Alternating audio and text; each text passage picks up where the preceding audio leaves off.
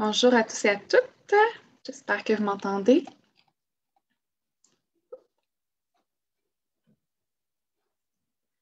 Alors, on s'installe doucement pour notre présentation de la journée sur le renouvellement de bail. Je vais faire un petit partage d'écran. J'espère que vous m'entendez bien. J'ai mis mon casque d'écoute parce que je sais que la semaine dernière, avec Julien, c'était un petit peu plus compliqué, le son.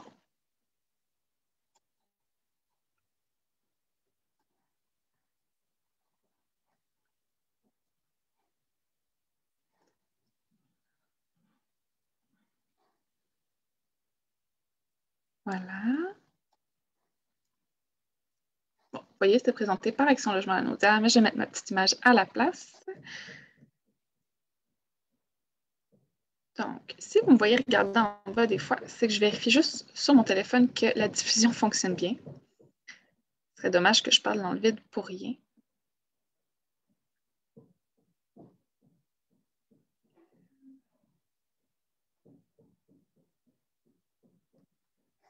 Bon, ça a l'air bon quand même.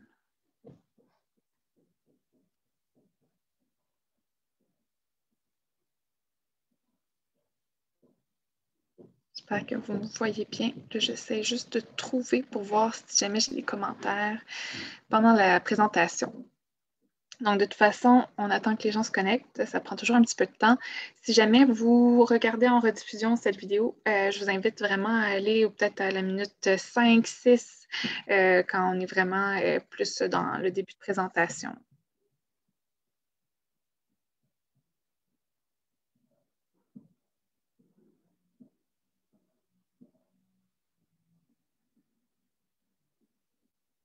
Bon, je ne vois pas ma vidéo. Ça va bien? Ah, la technologie, hein? On a beau se pratiquer, puis ça marche jamais comme on pense. Ah, ben ça a l'air que ça fonctionne bien.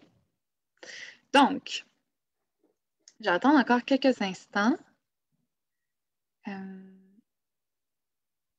on pense. Ah, puis là, on va s'entendre en même temps, ça ne marchera pas bien, ça. Ah, ben ça a l'air que ça fonctionne bien. Donc, j'attends encore quelques instants.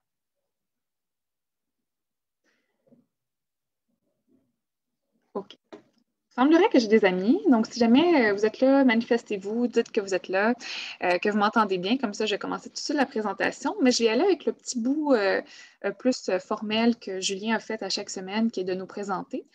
Donc, avant de commencer sur la hausse des loyers, donc, je vous présente Action Logement Lanaudière pour qui je travaille, puis qui vous présente cette formation-là aujourd'hui. Cette formation, on va plutôt appeler ça un atelier. Donc, bonsoir Diane. OK, c'est bon, il y a du monde avec moi. Ça va bien. Donc, en fait, on est un organisme de défense des droits individuels et collectifs des locataires de la Naudière. Donc, c'est un organisme communautaire autonome, ce qui veut dire qu'on est indépendant. On n'a pas de grand patron au-dessus de nous qui nous dit quoi faire.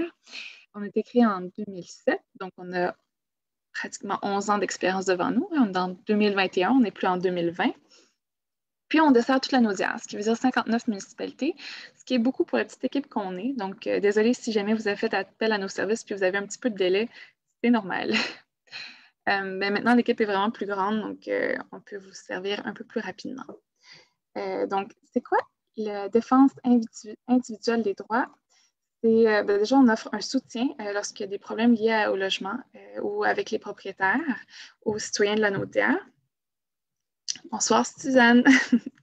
Puis, on offre une écoute, une aide, un accompagnement, ce qui veut dire qu'en fait, on y va cas par cas. On n'y va pas avec bonjour, voici ce qu'on fait dans tel cas, au revoir. Non, nous, on est là pour accompagner la personne dans le processus. On lui donne l'information éclairée pour que la personne fasse son choix parce qu'on n'est pas des avocats. Donc, nous, on ne lui dit pas tu devrais faire ça, tu devrais faire ça. Nous, on donne juste toutes les informations pour que la personne soit le plus autonome possible.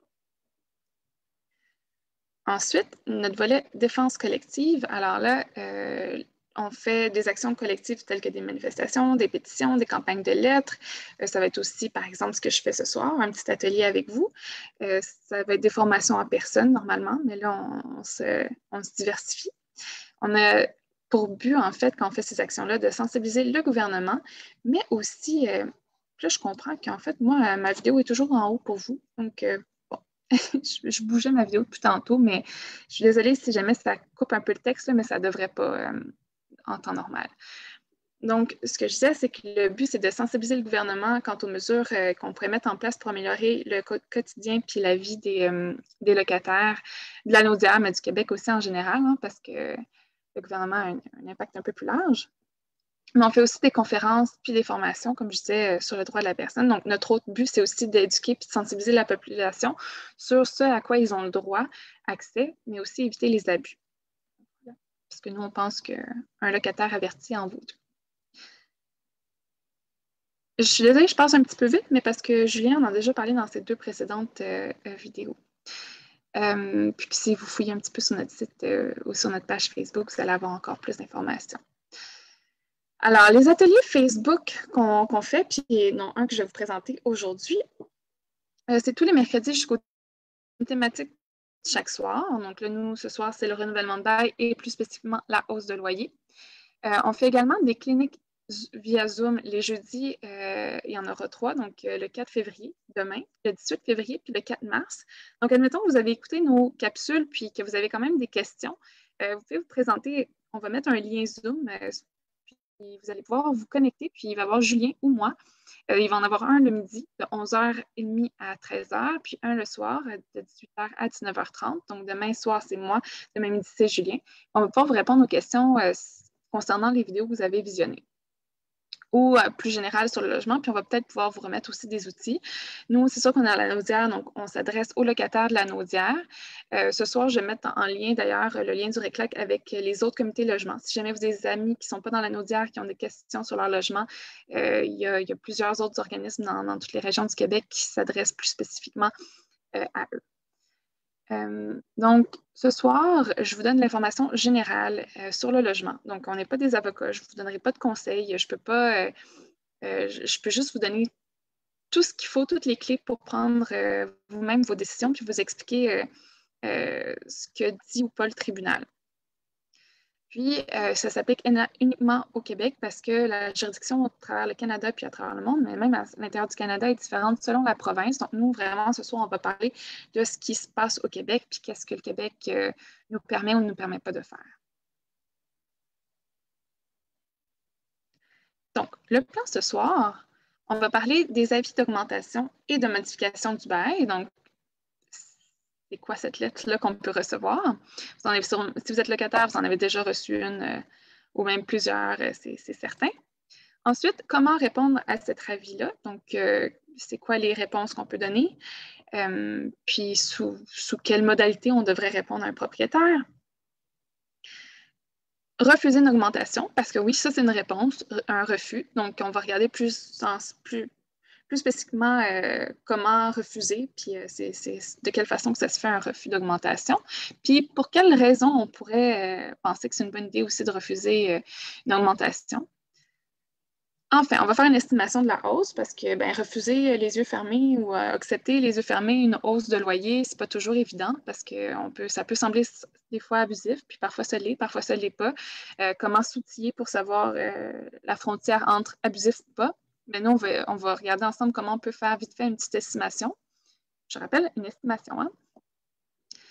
Puis, l'avis du locataire. Donc, oui, le propriétaire peut nous envoyer un avis, mais nous, en tant que locataire, on peut également envoyer un avis. Donc, c'est quoi cet avis-là? Puis, qu'est-ce qu'on peut faire à l'intérieur de cet avis-là? Donc, si vous me suivez bien, on va commencer avec l'avis de modification du bail. Puis là, on parle de celle du propriétaire. Déjà, quand on reçoit un avis du propriétaire, on doit vérifier la date parce qu'il existe un délai. Le propriétaire ne peut pas envoyer à n'importe quel moment son avis de renouvellement. Okay? Puis il ne peut pas envoyer à n'importe quel moment son avis de hausse. Donc, on regarde s'il est dans le délai. S'il n'est pas dans le délai, on peut tout simplement lui répondre que l'on refuse parce que c'est c'est pas dans les délais. C'est pas légal à ce moment-là de nous le demander. En tout cas, il n'est pas dans les délais légaux pour nous demander une augmentation ou une modification. Donc, on peut facilement la contester. Le délai légal dépend de la durée du bail et de la fin du bail. Donc, c'est pas pareil pour tout le monde. C'est pas tout le monde que leur bail finit fin juin. Il y en a qui finit fin mars, il y en a qui finit début septembre. Ça, c'est marqué dans votre bail. Donc, ici, vous avez le tableau qui vous explique c'est quoi les délais.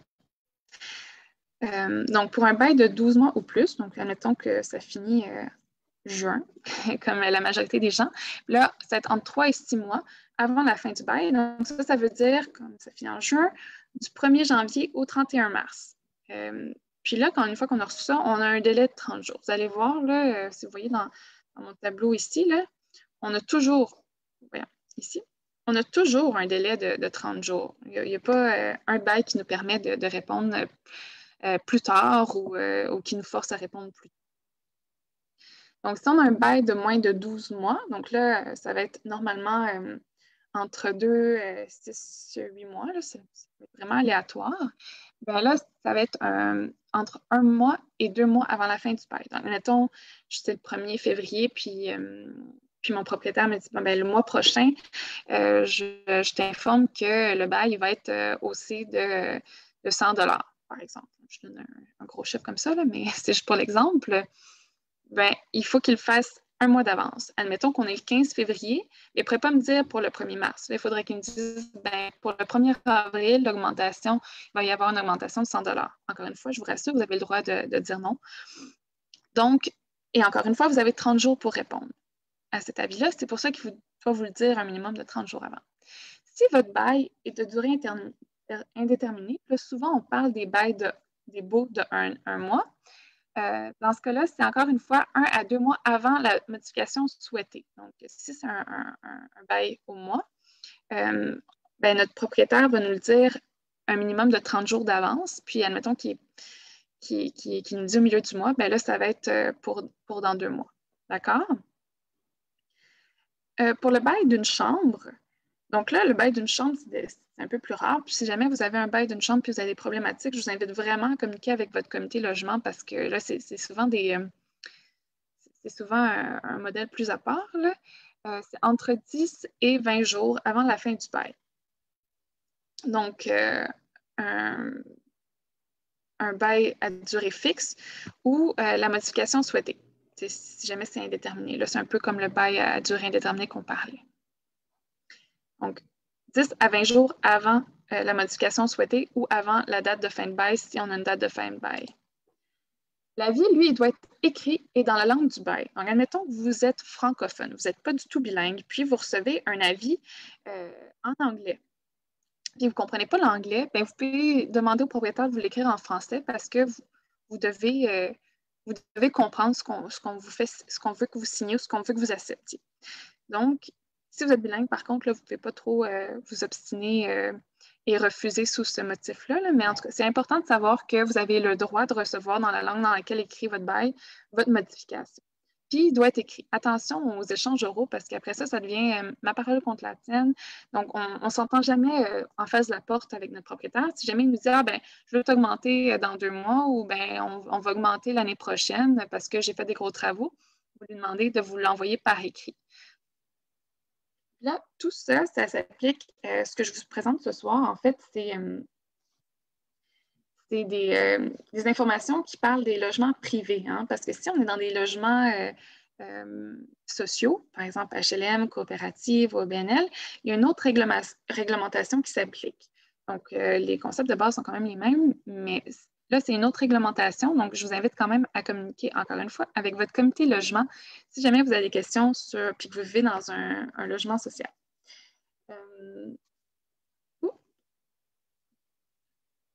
Excusez-moi. J'ai juste perdu ma vidéo.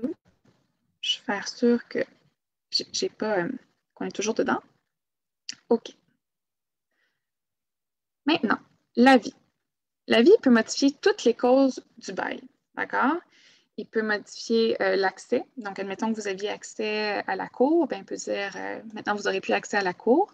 Ce qui est inclus. Donc, admettons qu'il y a des meubles inclus, l'électricité, le chauffage.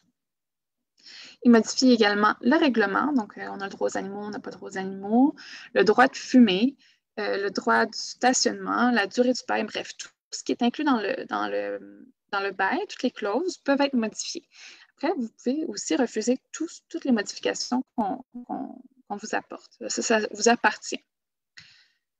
Mais surtout, ce qu'on entend parler, c'est les hausses de bail. Hein? C'est la modification la plus courante, c'est une augmentation.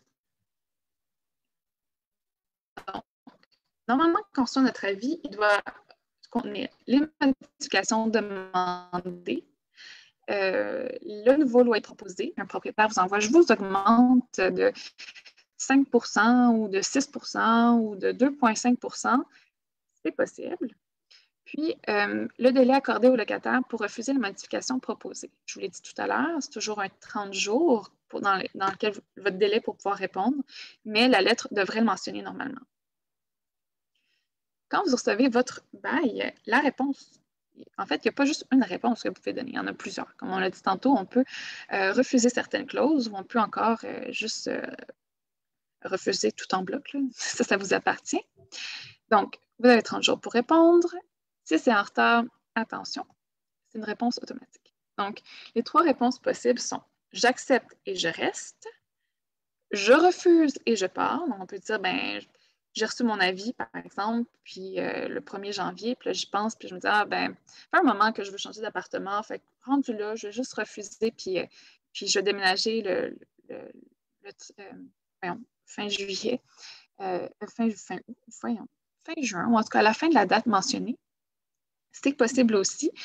Mais la troisième, puis qui manque souvent dans la lettre d'avis du propriétaire, là, on reçoit l'avis en papier souvent ou en email, puis on nous donne 2 choix ou une case à cocher ou une réponse à donner. C'est souvent j'accepte et je reste, je refuse, je pars. Mais en fait, c'est tout à fait légal de dire je refuse et je reste.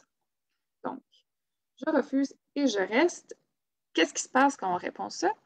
Mais c'est à votre propriétaire ensuite de se retourner vers le tribunal administratif du logement, la nouvelle régie, et de demander à ce que votre loyer soit fixé, ou en tout cas demander au juge de trancher entre lui qui veut augmenter ou lui qui veut modifier telle cause, puis pour quelle raison, puis vous qui ne voulez pas modifier telle cause ou qui ne veut pas augmenter le loyer, puis pour telle raison.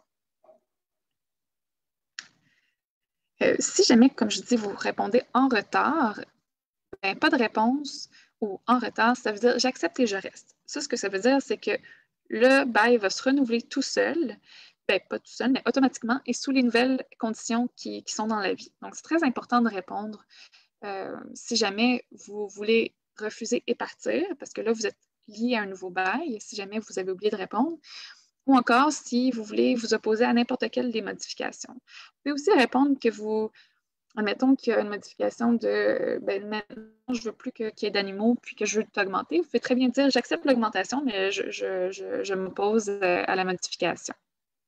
Ça aussi, hein, il n'y a pas juste oui en bloc ou non en bloc. Ça c'est au cas par cas. Tout le monde me suit jusqu'à maintenant. Il n'y a pas de questions? Non. Bon, on était quand même dans encore le trait générique. Alors, quand on envoie notre réponse, c'est très important d'avoir une réponse écrite. Ça, je ne vous apprendrai sûrement rien, mais parce que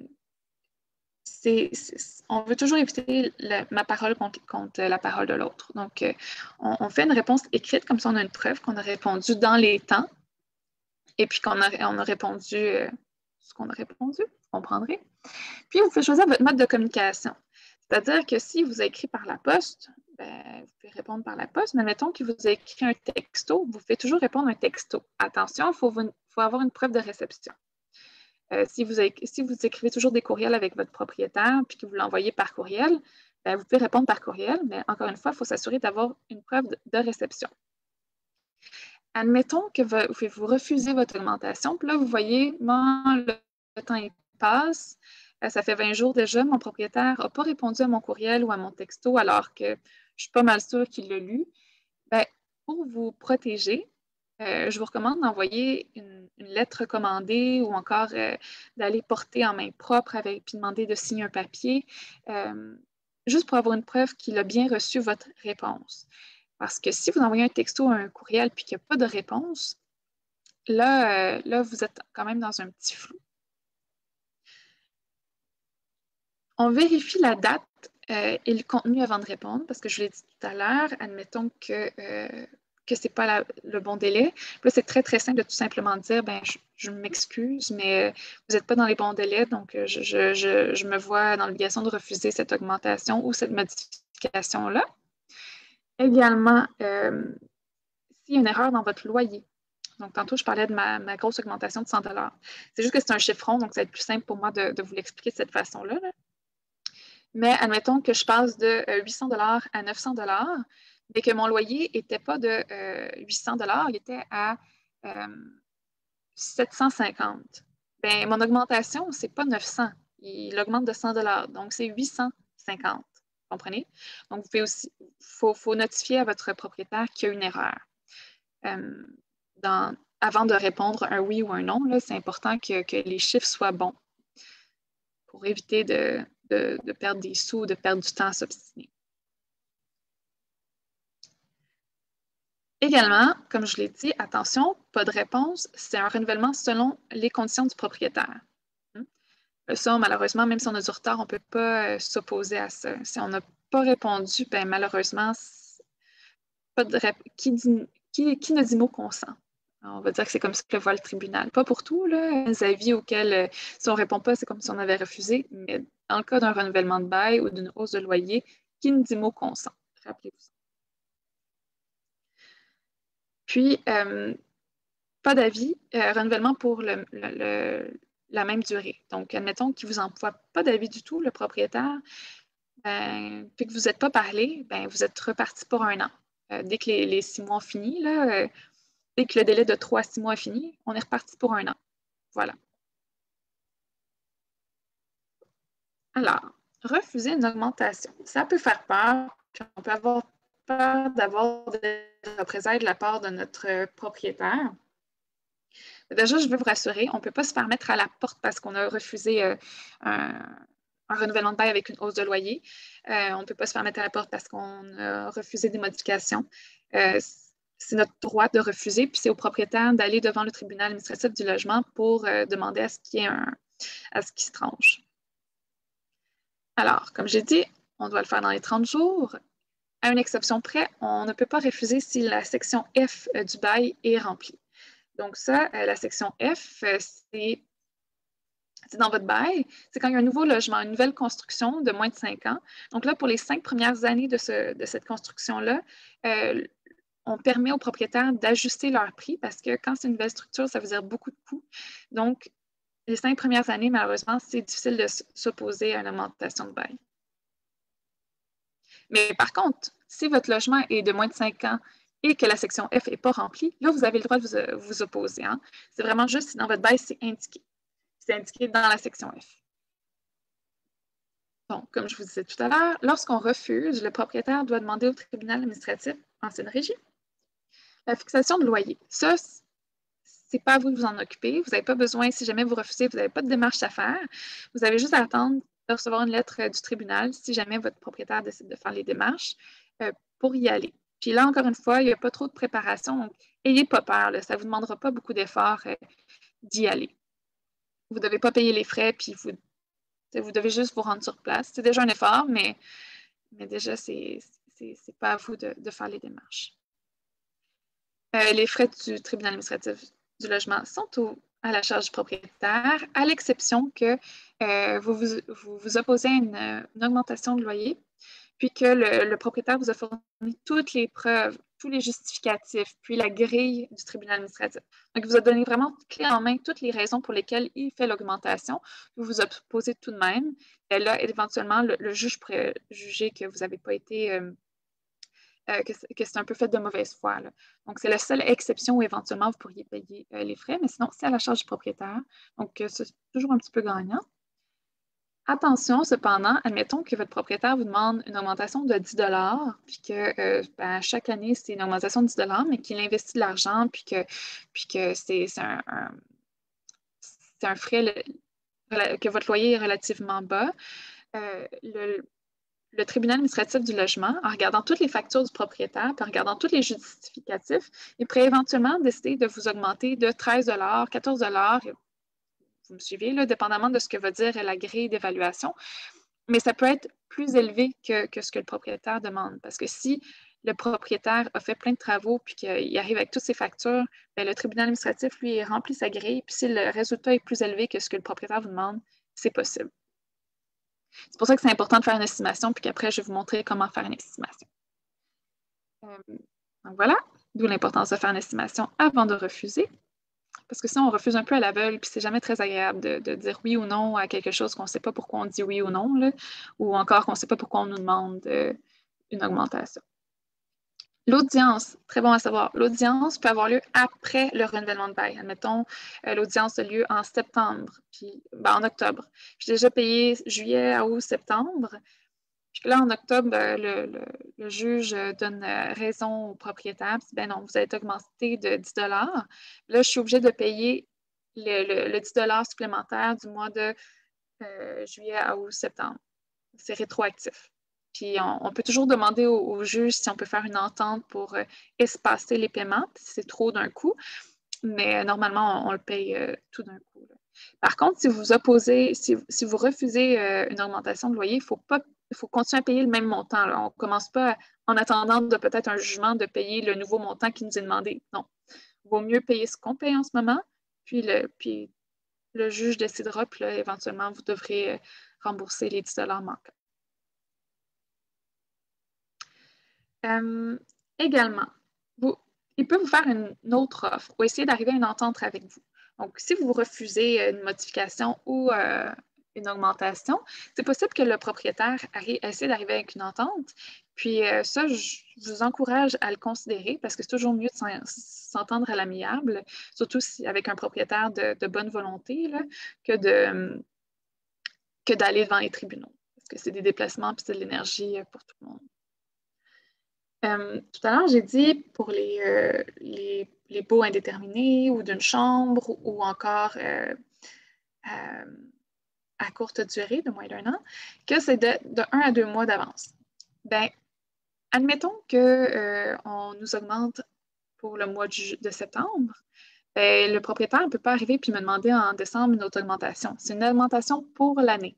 Donc, on nous augmente une fois par année. On ne peut pas s'amuser à tous les 3, 4, 5 mois de faire une modification ou une augmentation de loyer. Donc, soyez avertis, soyez alertes, une augmentation par année. Puis finalement, ben, si vous ne recevez pas d'avis, encore une fois, ben, c'est qu'il n'y a pas d'augmentation. Donc, bonne nouvelle, puis qu'il n'y a pas de modification. Une contre-offre. Je viens de dire que le propriétaire pouvait vous faire une contre-offre, mais vous aussi, éventuellement, s'il y a des clauses qui ne vous plaisent pas ou si jamais vous trouvez la hausse un petit peu trop élevée ou que ce n'est pas dans vos moyens, parce que, ben, je ne sais pas moi, avec la pandémie, par exemple, nos moyens sont tous un petit peu plus limités, ben, je vous invite à penser à faire une contre-offre.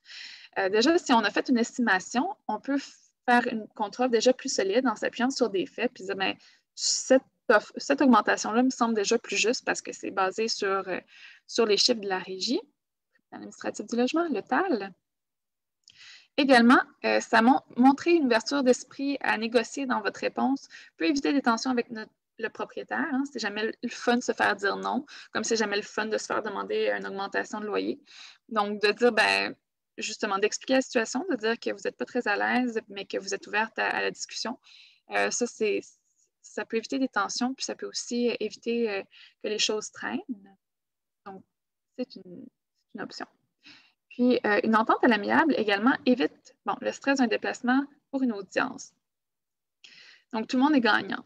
Donc, si jamais vous êtes quelqu'un qui vivait une situation peut-être plus vulnérable en ce moment, une plus grande dose de stress, bien, ça peut être bien d'envisager d'offrir ou d'accepter une contre-offre pour vous éviter tout ce stress. Finalement, si jamais vous acceptez une contre-offre ou si jamais vous faites une contre-offre, c'est bien de quand même toujours se protéger, hein, parce que si vous faites une contre-offre puis que le propriétaire ne vous répond pas, ben là, tu sais, qu'est-ce qui se passe, là? Est-ce que je continue à payer le loyer que je payais ou est-ce que j'applique ce que j'ai proposé? Ben dans ce cas-là, c'est bien de toujours d'écrire à la fin de votre offre ou de votre contre-offre que ben, s'il n'y a pas de réponse, vous allez considérer ça comme accepté ou que s'il n'y a pas de réponse, vous allez considérer ça comme annulé, comme refusé. Donc ça, c'est à votre discrétion, mais il faut quand même le préciser. Ben, vaut mieux le préciser pour se protéger. Alors, une estimation de loyer. Alors, le vif du sujet. Souvent, on entend parler du fameux 2% ou encore ben, l'indice d'augmentation de la régie ou du TAL maintenant. Ben, c'est ça qu'on applique pour l'augmentation de loyer. Ben, sachez que ce n'est pas vraiment ça. L'indice, en fait, que le TAL nous donne, c'est pour nous aider à faire une estimation. Et dans l'estimation, il y a d'autres coûts qui viennent en jeu. Puis nous, on n'a pas accès à tous les coûts, mais avec certaines informations, on peut déjà se faire une idée du minimum que le propriétaire pourrait nous demander. Tant mieux s'il nous demande moins que ce minimum-là, mais ça nous aide déjà. Puis, des fois, c'est moins que l'indice qu'on nous propose. Donc, c'est vraiment important de faire cet exercice-là. Parce que si c'est le 2% annuel et que vous payez déjà, par exemple, là encore avec un chiffre facile, vous payez 1000 par mois, bien là, 2%, ça vient quand même à 20 $. Fait que ça vaut la peine de vérifier, voir si une augmentation de 20 $ est justifiée. Donc, ces taux-là, ça arrive souvent aussi à la fin janvier. Donc, je comprends que ça peut être difficile de se faire une estimation, mais si on l'a reçu le 1er janvier, c'est un petit peu plus short, comme on dit. Mais admettons que vous le recevez le 5, le 10 janvier, bien là, vous avez jusqu'au 5-10 janvier du mois d'après, 5-10 février pour répondre. Donc, vraiment, c'est un exercice important à faire. Alors, cette année, les taux. Alors, pour les travaux, 2,3 %. Donc, ça, c'est un des taux qu'on a vraiment besoin pour faire notre estimation. C'est celui-là, là, souvent, qui tourne autour du 2 % puis qu'on applique partout. Pour un logement non chauffé, puis là, on ne parle pas d'électricité, on parle vraiment juste de chauffage ici, c'est 0,8 %. Pour un logement chauffé électrique, c'est 0,5 %. Pour un logement chauffé au gaz, c'est moins 0,3 %. Donc là, on est dans le négatif. Mais malheureusement, il n'y a pas de baisse de loyer avec les taux de la régie. On peut juste y aller admettons qu'on arrive à un nombre négatif là, dans notre estimation, bien, ça fait juste qu'il n'y a pas d'augmentation du tout. Mais il n'y a pas de rétro, on ne peut pas descendre. Puis, le logement chauffé au mazout, c'est moins 3 %. Encore une fois, si le chauffage est à la charge du propriétaire, mais que vous payez votre électricité, vous gardez le coût pour le chauffage. L'électricité, c'est un faible coût pour un foyer au Québec. Donc, normalement, ce qu'on prend comme taux, c'est vraiment le taux de chauffage. Alors, les informations pour faire notre estimation, donc pour remplir la grille que je vais vous présenter, on a notre loyer actuel, donc celui qu'on paye en ce moment, là, dans le moment qu'on reçoit l'avis, pas celui qui est sur notre bail, parce que si ça l'a augmenté depuis 2-3 ans, ça l'a changé, bien sûr. Le pourcentage d'estimation du TAL, selon ma situation, donc selon mon chauffage ou mon non-chauffage. Les taxes municipales des 2 dernières années, donc des 2 dernières années, c'est 2020-2021. Les taxes scolaires des 2 dernières années, donc là, on est plutôt 2019-2020 puis 2020-2021 parce que ben, c'est les années scolaires, donc on n'est pas dans une année pleine. Le nombre de logements dans l'immeuble. Donc là, admettons que votre propriétaire vit dans votre immeuble, donc c'est un triplex, puis que vous avez, je ne sais pas moi, vous êtes dans un triplex, puis votre propriétaire vit au rez-de-chaussée. Bien, ça compte comme 3 logements, OK? Ce n'est pas le nombre de logements locatifs, c'est vraiment le nombre de logements que comporte votre bâtiment. Ensuite, on va faire une estimation du coût des réparations dans le logement de l'immeuble. Alors ça, c'est la partie la plus difficile parce que, ben, je suis pas dans la construction, on commence à voir combien ça coûte refaire une salle de bain, combien ça coûte refaire une cuisine ou refaire une toiture. Bon, ça, c'est vraiment là qu'on va devoir faire aller nos ménages, faire appel à nos amis ou encore regarder vite fait sur les sites d'estimation. Puis, le pourcentage applicable du TAL pour les réparations majeures au logement et à l'immeuble. Donc, ça, c'est celui que je vous ai donné tout à l'heure, le 2,3 % qui change chaque année. Puis là, je vais vous mettre en garde. Attention, seulement la grille du TAL est valide. Ça veut dire que, admettons, j'ai mon propriétaire qui m'envoie un avis. Puis là, je lui demande, ben, écoute, ça me semble que c'est une grosse augmentation. Est-ce que je pourrais savoir pourquoi il y a cet avis-là? Là, il décide d'être de bonne foi puis de me donner sa grille sur laquelle c'est basé pour faire mon augmentation. Puis que cette grille-là, ben, je la reconnais pas. Ou encore, même si c'est marqué grille du TAL et que vous n'avez jamais vu c'est quoi une grille du TAL, allez vérifier que c'est bien la même grille que le site du tribunal administratif du logement nous donne. Parce que nous, par exemple, je vous donne une grille ce soir pour vous aider à faire une estimation, mais il y a d'autres associations qui ont d'autres grilles plus simplifiées qui vont peut-être être à l'avantage du propriétaire. Donc, comme nous, on essaie d'être à l'avantage du minimum, là, parce qu'on n'a pas toutes les informations, c'est juste important de s'assurer que c'est bien ce sur quoi le tribunal administratif, lui, se baserait, là, puis que ce n'est pas une grille maison, si on veut. Donc, voici notre fameuse grille d'estimation. Ça peut faire peur, mais je vais faire un exemple avec vous. Donc, ici, OK. Ici, on commence avec l'augmentation demandée. Tout à l'heure, je l'ai dit, on peut le mettre en dollars ou en pourcentage, ou encore on peut vous dire, ben, votre loyer était de 900, maintenant il va être de 950. Donc, vous regardez la différence, puis c'est cette augmentation-là. Moi, j'ai mis 50 $. Le nombre de logements dans l'immeuble, puis on se rappelle bien que si si notre propriétaire vit dans notre immeuble, on compte son logement également. Donc, moi, j'ai mis que j'étais dans un bâtiment avec 4 logements. Augmentation acceptée, oui ou non? Bien ça, on va le savoir à la fin. On répond juste à la fin, une fois qu'on va avoir fait notre grand total. On va pouvoir seulement savoir si oui ou non on accepte cette augmentation. Je vais prendre un petit peu d'eau, excusez-moi.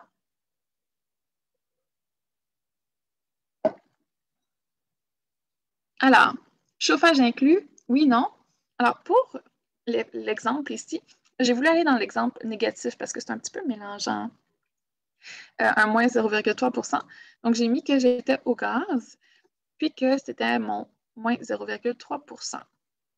Est-ce qu'il y a eu des réparations majeures? Alors là, les réparations majeures, il y a celles dans notre logement, comme je disais tantôt, la cuisine, la salle de bain, la rampe d'escalier, par exemple. Si c'est vraiment plus que juste fixer quelque chose d'usure. Mais il y a aussi les logements faits au bâtiment. Donc, par exemple, la toiture, le stationnement, si on y a accès ou si nos invités y ont accès, l'entrée, les cages d'escalier, si elles sont communes. En fait, tout ce qui est de l'ordre du bâtiment et auquel vous allez bénéficier d'une façon ou d'une autre. C'est l'isolation pour éviter que le bruit circule entre les deux étages, bien, vous en bénéficiez. Donc, moi, j'ai mis ici oui. Puis la grandeur du logement, c'est un 5,5, mais ça, c'est pas. C'est à titre indicatif. On ne fera pas des maths avec ça. Donc, mon loyer courant, j'ai marqué que je payais 950 $ pour mon 5,5. Donc, avec le pourcentage de la régie, c'est moins 0,3 %. Mais quand on fait moins 0,3 %, en fait, si je fais fois, je ne fais pas fois moins 0,3. Quand c'est pourcent, il faut rajouter 2 zéros. Donc, tantôt, je ne sais pas si vous avez vu, mais dans ma feuille, j'ai mis, par exemple, pour un logement non chauffé, c'était fois 0,8 %. Bien, 0,8 %, je fais fois 0,008. Ça, c'est la partie mélangeante que souvent fait que nos calculs sont faramineux. Donc là, on fait fois moins 0,003 %. Ça nous donne un total de moins 2,85 sous. Tout le monde me suit jusqu'à maintenant? Pas de questions? Je ne vois pas de questions. Donc, je continue. J'espère que je ne vais pas trop vite pour vous, là, des fois, d'être tout seul devant la caméra. On s'emballe, on s'enthousiasme et on parle vite. Donc, maintenant, les taxes municipales que vous pouvez retrouver d'ailleurs auprès de chacune de vos municipalités sur leur site Internet ou en les appelant. Donc là, on prend celui de cette année. Donc, moi, je me suis mis une petite augmentation de 250. Là, vous comprendrez que j'ai mis des chiffres aléatoires parce que Action Logement Lanaudière, on représente 56 municipalités. Donc, je voulais pas prendre une réalité plus que l'autre. Donc, j'ai vraiment pris des chiffres au hasard qui arrangeaient bien mes calculs, dans le sens où c'est des beaux chiffrons. Donc là, ça me fait une différence de 250 $.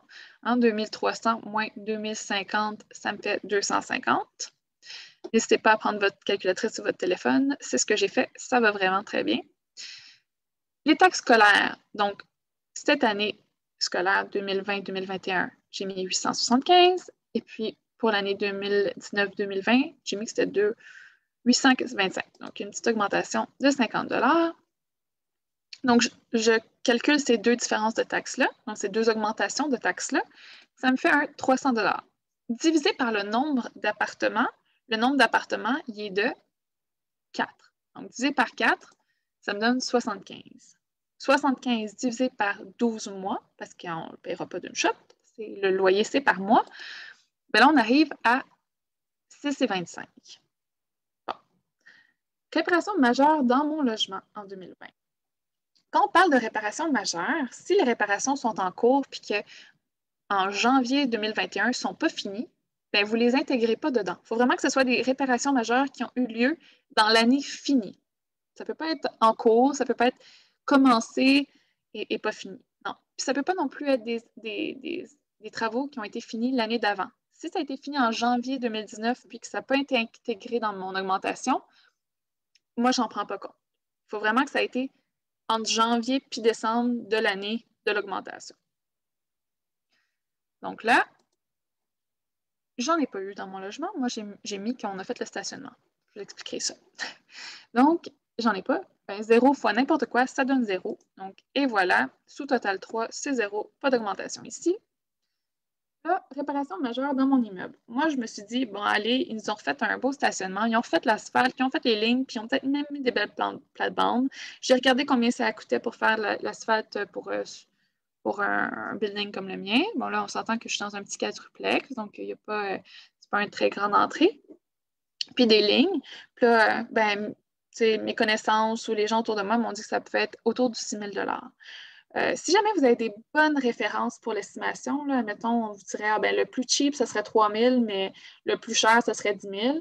Allez au milieu, coupez au milieu. Comme ça, vous êtes sûr que votre estimation n'est pas trop biaisée par l'estimation. Et comme je disais tantôt, on fait une estimation. Hein, donc, on nous donne une idée générale pour s'assurer que ben, mon grand total puis l'augmentation demandée, ici, hein, grand total et augmentation demandée, si l'écart est trop grand, ça me donne un indice que peut-être que je devrais refuser. Donc, 6 000 fois 2,3 %, c'est ce qu'on a dit tantôt. Un 2,3 %, on rajoute 2 zéros, ça fait 0,023 %. Ça fait 138.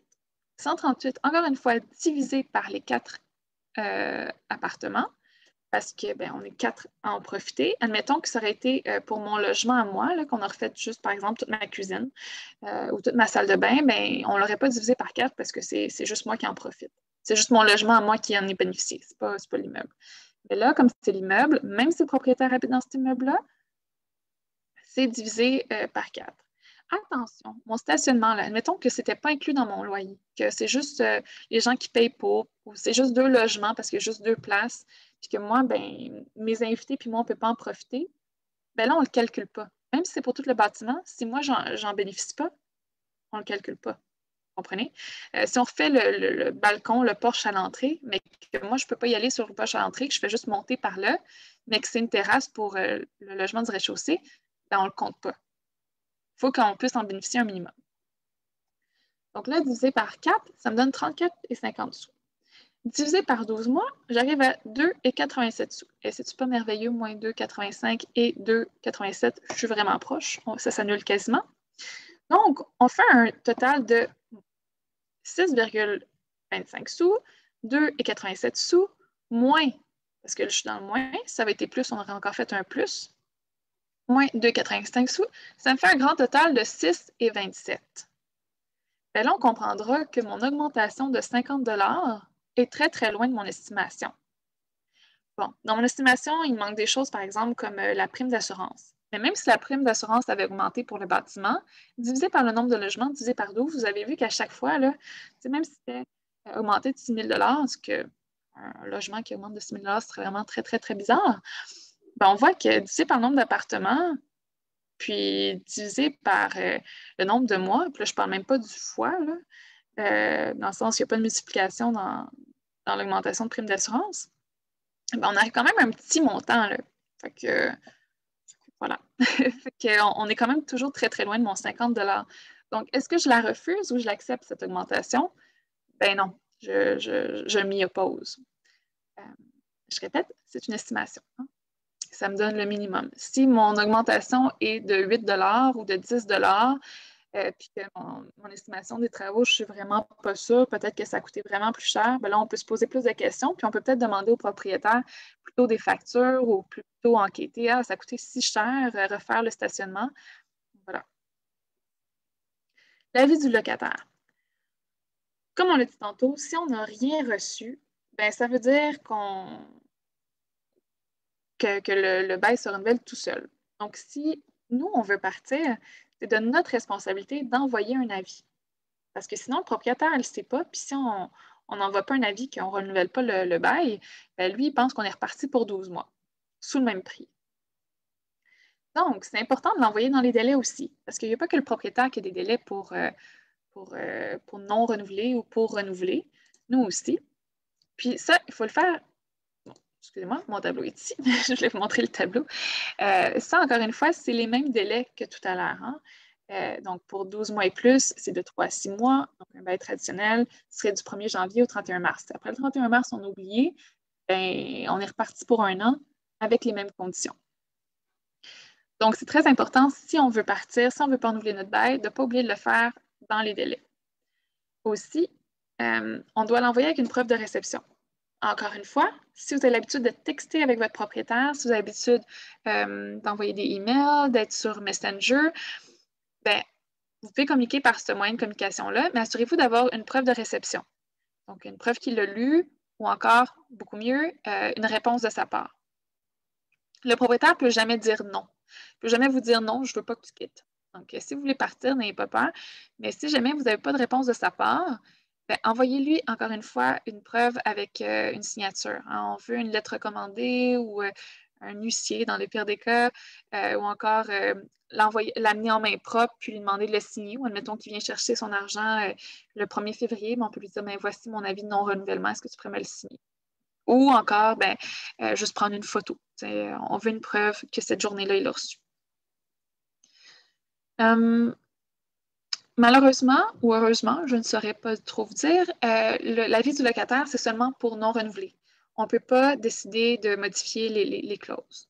Par contre, si jamais le propriétaire lui a voulu modifier les clauses, ben, on peut toujours dire, ben, par exemple, s'il nous dit on n'a plus accès au stationnement, ben, on peut dire ben, on veut une augmentation, on veut une diminution de loyer parce que c'est un service qui est inclus dans notre bail, on payait pour ça, et là on veut que le loyer soit diminué. On avait le droit de profiter de la cour, du jardin, puis là on n'a plus le droit, la même chose. Mais ça, c'est une réponse à son avis, c'est pas un avis. Nous, on ne peut pas dire ben, je veux plus que tu payes mon chauffage, je veux le payer moi-même, mais j'ai une diminution de loyer. Et vous pouvez toujours faire une entente avec lui, par contre. C'est juste pour vous dire que les délais dont je vous parle en ce moment, c'est les délais pour le non-renouvellement. Admettons que vous avez manqué votre délai ou que vous voulez partir puis que finalement, vous n'êtes pas dans les délais parce que, je ne sais pas, moi, vous avez un nouveau contrat de travail, il faut partir très vite. Vous n'avez pas le temps d'attendre d'être 3 à 6 mois avant la fin du bail ou vous venez juste de le renouveler. Il y a d'autres moyens de mettre fin à son bail. Donc là, on va plutôt parler d'une cession de bail, d'une sous-location ou encore d'une résiliation par le tribunal. Puis, vous pouvez arriver à une entente avec votre propriétaire. Dire, j'ai une super nouvelle, j'ai une mutation, je m'en vais vivre à Québec. Puis, je dois partir malheureusement dans 2 mois ou dans 1 mois. propriétaire peut dire « Ah, pas de problème, en ce moment, j'arrive super bien à louer mes logements. » Ben, vous pouvez partir. Il y a aussi quatre exceptions, là. Admettons que vous avez un accident, vous développez un handicap, que vous vivez une situation de violence ou d'harcèlement, que vous partez pour un HLM ou pour une résidence pour personnes âgées. Là, il y a quand même des exceptions. Donc, je vous invite à communiquer avec votre comité logement pour voir avec eux dans ces cas-là ce qui se fait. Donc, si vous voulez faire une estimation vous-même, voici le numéro du tribunal administratif du logement pour voir c'est quoi les taux, les pourcentages, ou encore pour voir la grille, si jamais on vous a communiqué une grille puis vous voulez voir ça ressemble à quoi, ou encore vous voulez voir la bête, là, c'est assez impressionnant, puis on n'a pas toutes les informations pour la remplir de toute façon, mais au moins comme ça, vous allez voir c'est quoi qui rentre dans le calcul pour eux. Voilà leur site Internet et leur numéro de téléphone. Aussi, voici les 2 adresses des commissions scolaires de la Naudière où vous pouvez trouver les renseignements pour les taxes scolaires pour les 2 années passées, l'année passée puis cette année.